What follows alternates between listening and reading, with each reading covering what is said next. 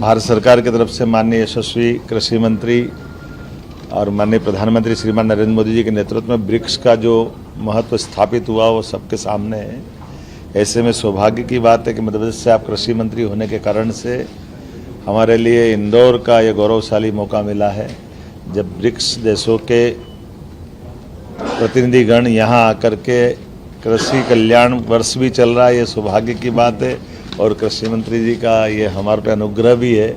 कि हमारे आसपास के और आज देश दुनिया की आधी आबादी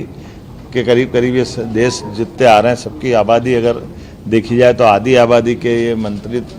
गण अपना प्रतिनिधित्व लेकर आ रहे हैं। ऐसे में किसानों की कृषि उन्नति की कई प्रकार की संभावनाओं पर भविष्य में जलवायु परिवर्तन से लेकर कृषि पर पड़ने वाले प्रभावों को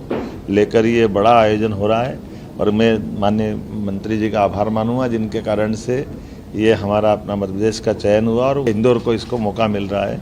एक तरह से आज के इस पूरी विस्तार से माननीय मंत्री जी श्रीमान शिवराज सिंह जी भाई साहब ने बात रखी है और ये हमारे लिए और सौभाग्य की बात है कि वो हमारे राज्य के साथ लंबे समय तक इस राज्य के अंदर किसान कल्याण के काम के कारण सिंचाई का रकबा, फसल का उत्पादन और खास करके कृषि एक तरह से हरित क्रांति हमारे प्रांत में 2004-05 के बाद में जो हुई है वो सबसे छिपा हुआ नहीं है। ऐसे में और उन्नत किसानों के साथ किसान की आय बढ़े,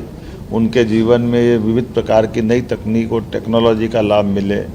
और जब प्राकृतिक खेती और कई प्रकार से अब तो आगे जाकर के कृषि के साथ कृषि के अलावा भी आय बढ़ाने के साधन, तो जैसे ब्राज़ील से लेकर कई ऐसे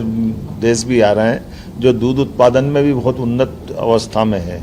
तो ऐसे कई कारणों से ये बैठक बहुत अद्भुत होने वाली है। अपने राज्य को भी लाभ मिलेगा, देश का मान सम्मान भी बढ़ेगा, हमारे लिए गौरव की बात।